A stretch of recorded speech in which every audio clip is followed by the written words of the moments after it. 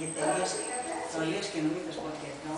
Είχα μια δουλειά όπως εδώ, όλο, εδώ γωνία, έτσι, τα οποία τα πήρα στην αστρολάδα, τα καινούργια, αυτό το ψήλιο. Αυτό όμως θα τα αφήσω γιατί καλύπτει τον απορροφητήρα που βγαίνει από εδώ. Δεν μπορούσα να το βγάλω εκεί γιατί ήταν μπετόν και όπως ήταν το κάλυψα και άφησα. Τώρα το ξύλο εκείνο κάπου, το ένα που έσπασε κάπου εκεί πρέπει να είναι. Έσπασε, βγήκε, δεν ξέρω. Ακόμη τα βιβλία δεν τα μάζεψα. Περιμένω αύριο, πήρα από εδώ το